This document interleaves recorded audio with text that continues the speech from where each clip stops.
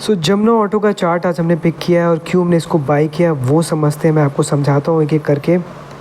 सबसे पहले तो ये देख लो कि investing.com की आज की जो हमारी रिपोर्ट है उसमें आप देख सकते हो Jamuna auto top 3 most traded में है। सबसे ज़्यादा वॉल्यूम आपको यहाँ पर दिख जाएगा, 73 मिलियन का वॉल्यूम एक दिन में। मोस्ट एक्टिव में सबसे टॉप 3 में जो नाम है वो जमुना ऑटो का आया है। तो सबसे बड़े रीज़न तो ये हो गया। उसके बाद अब मैं चार्ट पे समझाता हूँ। ये अब आपके सामने जमुना ऑटो का चार्ट खुला हुआ है। ये एक टाइम पे ना 140 के ज़ोन से पूरा क्रैश होते होते 70 तक गया, मतलब आधा हो गया, आप सोच रहे हो। और वहाँ से फिर इसमें बाइंग आई है। लेकिन ज़रूरी क्या है इसको मैं आपको जूम करके दिखाता हूँ। ज़रूरी है ये लास्ट वाली कैंडल देखना। अब ये लास्ट वाली कैंडल जो आपको दिख रही होगी ये है ब्रेकआउट कैंडल, इसको बोलते हैं ब्रेकआउट।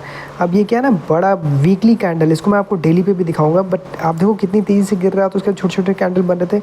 लेकिन लास्ट में मैंने इसका वॉल्यूम आपको दिखा दिया है और ये कैंडल कितनी स्ट्रांगली ब्रेक हुआ है। मैं अब इसको चार्ट को थोड़ा बड़ा करके दिखाता हूँ। गाइस ये है वो कैंडल जो आज की डेट पे फॉर्म हुआ है। अब ये कैंडल क्यों इम्पॉर्टेंट हो जाता है, क्योंकि देखो इसने एक ब्रेकआउट दिया है 98 के ज़ोन पे। अब ये क्यों इम्पॉर्टेंट है, मैं यहाँ पर एक लाइन ड्रॉ करके पीछे आपको दिखाता हूँ। जैसा कि आप देख सकते हो मैंने एक लाइन ड्रॉ कर दी है। अब मैं आपको इसको पीछे चार्ट पे दिखाता हूँ। पीछे आप देखोगे तो जो इसमें सेल ऑफ आया था ना, ये इसी 100 के ज़ोन से आया था। कि 100 ज़ोन को इसने काफ़ी कोशिश की थी डिफेंड करने की पिछले साल नवंबर दिसंबर में। एंड उसके बाद वहाँ से पूरा ब्रेक डाउन हो गया था। तो ये पूरा हमारा सपोर्ट था जो कि ब्रेक हुआ था। तो जब इस सपोर्ट को गेन करता है ना वापस से, तो आगे मैं आपको दिखाता हूँ चार्ट पे। जब आप इसमें आगे चलोगे तो आपको दिखेगा उसी जोन में आने के बाद थोड़ा सा कंसोलिडेट किया। उस जोन में आप देखो यहाँ पर एक थोड़ी सी सेलिंग आई, प्रॉफिट बुकिंग आई।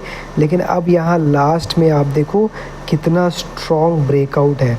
अब ये ब्रेकआउट कैंडल जब इस तरीके का बनता है ना, इसमें आपको एंटर करना होता है। नीचे मैं इसका वॉल्यूम दिखाता हूँ। अब गाइस इसमें वॉल्यूम देखो, पीछे आपको कहीं भी ऐसी कैंडल नहीं दिख रही होगी। लेकिन ये देखो 70 मिलियन का वॉल्यूम एक दिन में। ये क्यों हुआ है, क्योंकि इस जोन को जो काफ़ी टाइम से ब्रेक नहीं कर पा रहा था, फाइनली इसने ब्रेक किया है। और कोई बड़े इन्वेस्टर्स या बड़े फंड मैनेजर्स ने इसमें बाइंग करी है, तभी इतना बड़ा वॉल्यूम होता है। अब ये वॉल्यूम इसीलिए ज़रूरी होती है क्योंकि इसमें आप सोचो 70 मिलियन की बाइंग हुई है।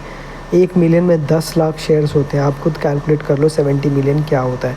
अब आपको स्टॉप लॉस थोड़ा सा डीप लगाना पड़ेगा। डे लो के नीचे आप स्टॉप लॉस लगा सकते हो और फिर इस तरीके से आप इसको राइड कर सकते हो। ये होती है ट्रेडिंग स्ट्रैटेजी।